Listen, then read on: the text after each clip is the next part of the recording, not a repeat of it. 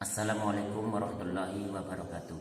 Adik-adik semua, selamat berjumpa, selamat bertemu lagi dengan Pak Guru. Yang mana pada pagi hari ini nanti kita akan belajar bersama-sama. Hari ini jadwal kita pelajaran adalah mempelajari Quran hadis, tapi kita nanti akan mengambil tema surat Al-Asr. Untuk itu saya mohon adik-adik semua mempersiapkan peralatan tulis dan LKS sehingga kita nanti bisa mengikuti pelajaran dengan baik. Saya kira cukup ya, nanti kita lanjut ke materi selanjutnya. Nah, untuk selanjutnya kita akan langsung masuk ke materi. Di sini Pak Guru sudah dibuat ringkasan, jadi nanti agar kita enak untuk mempelajarinya. Di sini Al-Asr, yang pertama nanti kita akan mengenal apakah surat Al-Asr itu. Adik-adik tentu bisa mengetahui apakah arti Al-Asr. Al-Asr itu artinya demi masa. Itu Al-Asr diturunkan di Al-Quran pada juz 30, nomor urutan itu 103, di mana itu terdiri hanya 3 ayat. Diturunkan kepada Nabi Muhammad SAW lewat malaikat Jibril di kota Mekah, sehingga surat yang diturunkan di kota Mekah itu termasuk golongan surat Makkiyah. Surat ini, Al-Asr ini menjelaskan tentang betapa pentingnya waktu. Itu yang pertama. Jadi sudah saya jelaskan pengertian tentang Al-Asr. Kemudian yang kedua, langsung kita akan mempelajari bunyi surat Al-Asr, lalu nanti Pak Guru akan menjelaskan artinya.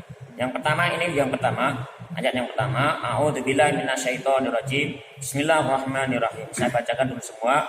Wal 'asr. Innal insana lafi khusr illal ladzina amanu wa 'amilus solihati wa tawasau bil haqqi wa tawasau bis sabr. Itu kalau diartikan semuanya, ayat pertama dulu, wal 'asri, demi masa, innal insana lafi khusr, sesungguhnya manusia itu dalam keadaan merugi.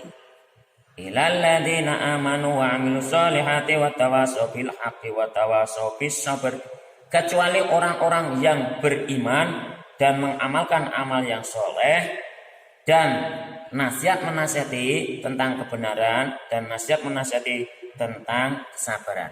Lalu nanti adik-adik harus mempelajari perkosakatanya seandainya nanti di soal supaya bisa menjelaskan. Kalau langsung saja perkosakatanya, wal asri, wadan asri, demi masa. Inna, sesungguhnya, insana, al-insana itu artinya manusia, lafi, dalam keadaan khusrin, merugi.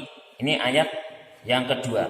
Ayat yang ketiga, illa, kecuali alladzina, orang-orang yang amanu, mereka beriman, wa amilu, dan mengerjakan amal sholehati, yang soleh, wa dan tawasau. Nanti kalau ada pertanyaan harus ada tawasau, artinya saling menasihati, bil haqqi, dengan kebenaran, wa tawasau, dan saling nasihati tentang, sama seperti ini artinya, cuman ini bisa beri tentang kesabaran. Jadi sudah saya jelaskan 1 sampai 2. Sekarang tinggal yang nomor 3, asbabun nuzul. Jadi kenapa surat Al-Asr itu diturunkan, sebab apa? Adik-adik sudah memperhatikan bahwa dulu orang Arab itu terbiasa di waktu asar atau sore itu duduk-duduk di rumah.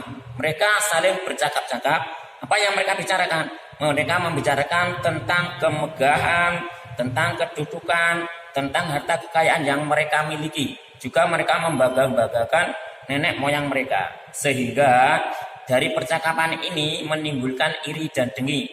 Sehingga mereka terjadilah permusuhan, pertengkaran. Dan akhirnya Allah turunkan surat Al-Asr yang artinya Allah menekankan di waktu asar, di waktu sore itu digunakan untuk hal-hal yang bermanfaat. Inilah sebab kenapa surat Al-Asr itu diturunkan. Kemudian yang keempat, penjelasan isi kandungan di Al-Asr itu apa. Yang pertama, Allah bersumpah demi masa.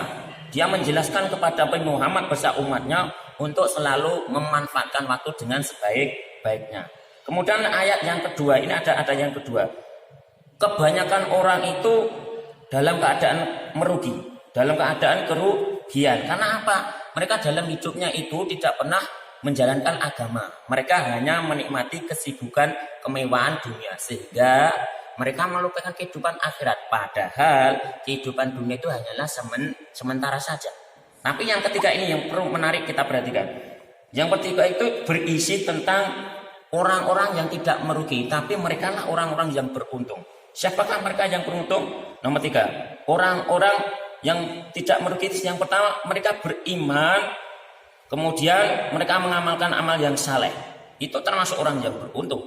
Kemudian yang kedua, orang yang selalu menasihati tentang kebenaran. Itu juga yang beruntung. Kemudian yang terakhir, mereka yang saling menasihati dalam kesabaran. Alhamdulillah semua sudah saya terangkan dari sini.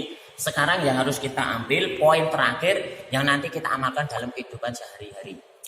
Selanjutnya kita akan menginjak inti atau penutup. Setelah kita mempelajari dari awal sampai terakhir, inilah garis besar yang harus kita amalkan dalam kehidupan sehari-hari. Pesan-pesan Al-Asr agar tidak rugi, jadi agar beruntung ini. Yang pertama, manusia harus memanfaatkan waktu dengan sebaik-baiknya. Itu kesan yang nomor 1. Yang kedua, beriman kepada Allah Subhanahu wa Ta'ala. Itu yang nomor 2.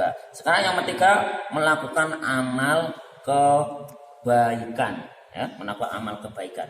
Kemudian yang keempat terakhir, saling menasihati tentang kebenaran dan menasihati tentang kesabaran. Saya kira itu 4 yang harus kita amalkan dalam kehidupan sehari-hari. Kita menginjak sebagai penutup. Nanti tugas adik-adik semua adalah mengerjakan tugas ini nanti disalin di buku kertas.